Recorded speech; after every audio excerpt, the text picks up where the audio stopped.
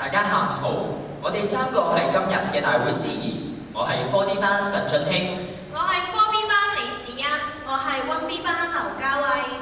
今日真係好熱鬧啊！係啊，而且我仲見到唔少熟悉嘅街坊朋友添。連啲街坊你都識，果然厲害喎！當然啦，我係9月自主學習之星嚟㗎嘛。咩叫自主學習啊？你咪唔知咩叫自主學習啊嘛？今年學校喺全級嘅中一推行自主學習，以先學後教、同輩學習、電子學習、小組協作等嘅方法帶動課堂氣氛，激發學生主動學習意願。老師仲會訓練學生學習有效嘅學習方法，提升學生嘅學習環境，務求將學習還俾學生，令學生真正成為學習嘅主人。咦，嘉慧，你好似都係Form 1嘅喎，不如你分享下你上堂嘅經歷啊？好啊，自主學習可以幫到我哋學習新嘅事物，遇到唔明白嘅地方可以同組員一齊解決。而且我哋每個人都有自己嘅角色㗎，就好似我係組長，可以帶領同組同學進行活動，我仲會不停鼓勵同組同學踴躍舉手添。除咗學習模式唔同之外，對比起小學，神中嘅活動真係多姿多彩啊！係啊，就好似啱啱完咗嘅中文面試班，令我面試技巧有所提升。係啊，平時生活上真係遇到唔少挑戰㗎，無論學習定係生活都好繁忙，所以我哋往往都好易會忽略咗身邊嘅事物，同埋我哋所擁有嘅一啲微不足道嘅嘢，甚至係屋企人同埋朋友啊。咦，講起微不足道，師兄師姐啊，你哋有冇留意到樓下停車場有棵白蘭樹啊？吓？邊度有棵樹啊？唔知唔緊要，我哋依家有請4C班何秋怡同學為我哋演繹杏林子嘅《大隱者言樹》，有請。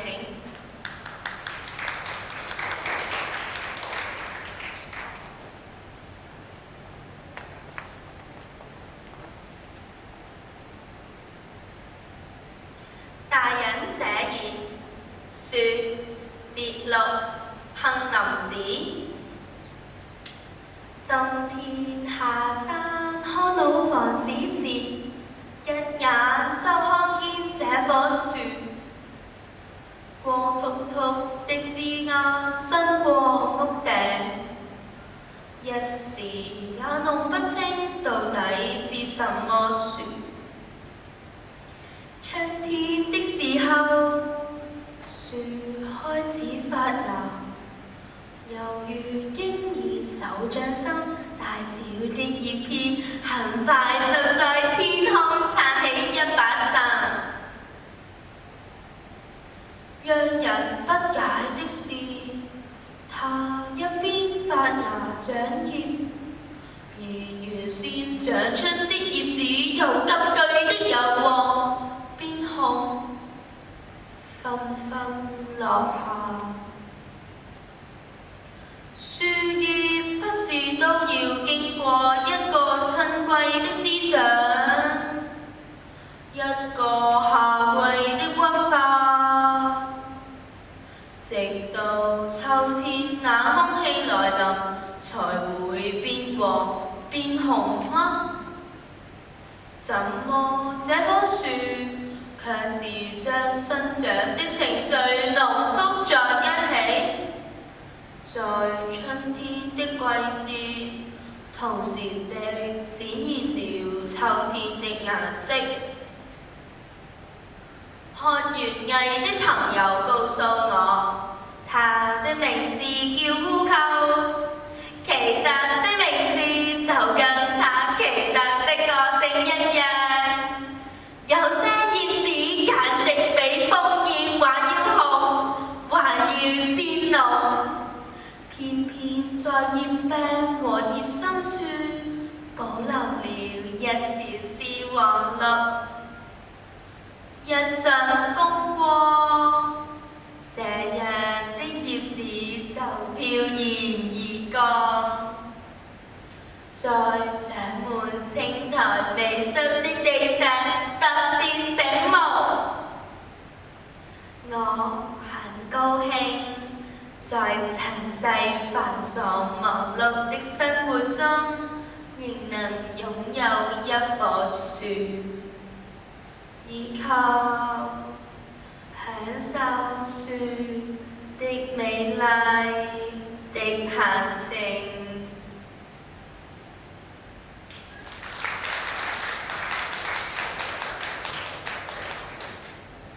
多謝何同學。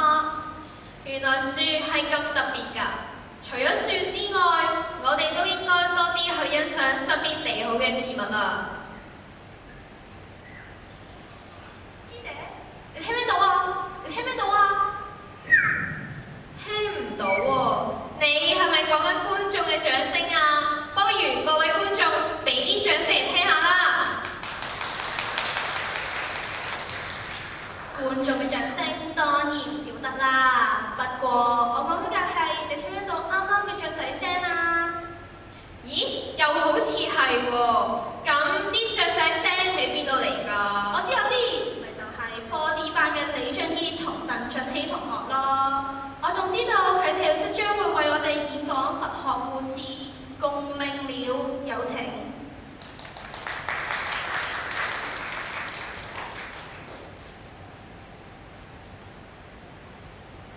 大家好，我係 4D 班鄧俊熙，我係 4D 班李俊傑。今日我哋要講嘅佛學故事係共鳴了。據說有一隻奇特嘅雀仔，佢嘅聲音非常之優美，但係長相就十分獨特，同一個嘅身體擁有兩個嘅頭，其中一個代表善，而另外一個就代表惡。善惡共同擁有同一個嘅生命，因此就被稱為共鳴了啦。善惡必須互相協調，相親相愛。萬一夾唔嚟，咁就大件事啦。有一日，惡頭瞓着咗嘅時候，善頭就唉，點算呢？我肚好痛啊！我諗下，佢都餓啦，我唔好餓親佢啊！等我食咗呢個蛋糕佢啦。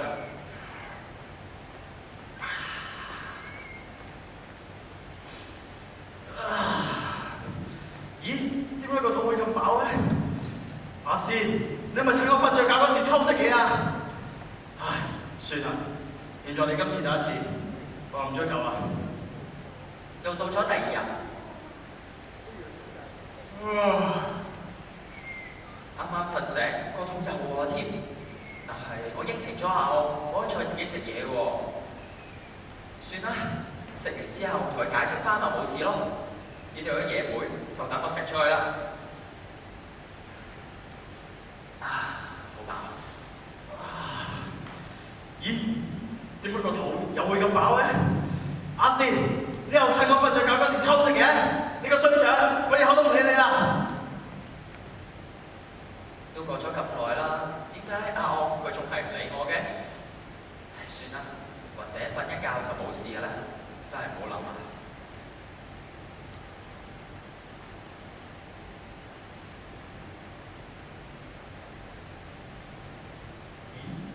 阿仙，佢睇嚟好似瞓着咗咯喎。咁呢個時候，咪就有報復嘅最好機會。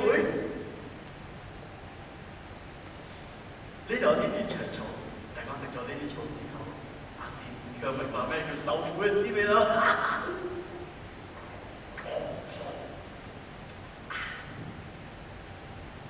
哇！點解我肚咁痛嘅？哈哈哈！今次你仲唔知味道？委屈你之前嗰兩次都唔俾我食啊！哈哈哈！點解個心會咁痛嘅？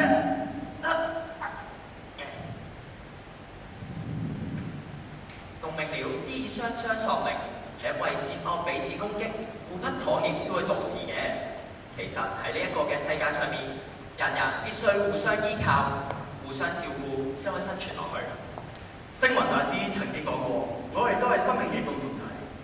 雖然表面上睇落去好似你就係你，我就係我，與山河大地又有何相干呢？但係事實上，你、我、他一切嘅生命，乃至到山河、大地、日月同埋海洋等嘅自然現象，其實都係同我哋息息相關嘅，都係同體同命，因為呢一切都係和睦共處、相互依存之下嘅共同體。但係現代人就好少體會呢一份嘅關係，到轉頭就認為，只要我自己覺得好，其他人嘅死活又與我何干呢？甚至有啲工廠為咗賺錢，唔理啲化合物會唔會危害到人體。然而，係咪只要自己過得好，犧牲人哋都冇所謂呢？環境變差咗啦，自己又住得安唔安？而家臭氧層穿咗個大窿，全球暖化、海平面上升等等嘅威脅接踵而嚟。呢一切都係因為人類大量使用人工化合物，好似汽車、冰箱、清潔劑等。陽光臭氧層冇辦法過濾陽光中嘅紫外線，人類得到皮膚癌嘅機率因而提升。此外，溫室效應嘅加劇改變咗全球嘅氣候，各地嘅災害頻頻發生，好似水災、旱災、落冰雹等，人類嘅生命同埋財產飽受威脅。所以請大家將地球視作一個生命嘅共同體，相互依存，好好咁保護佢。千祈唔好以為人哋嘅事就唔關你事啊！如果唔係，真係走上咗一條亡羊補牢之路嘅時候，咁就已經太遲啦。喺日常生活入邊，人經常因為果汁而忘記萬事萬物嘅關聯。當我哋有咗同理心嘅時候，我哋就可以明白到人哋嘅困境同埋限制。當我哋能夠設身處地咁樣為人哋解決困難嘅時候，我哋都喺度解決緊自己嘅問題㗎。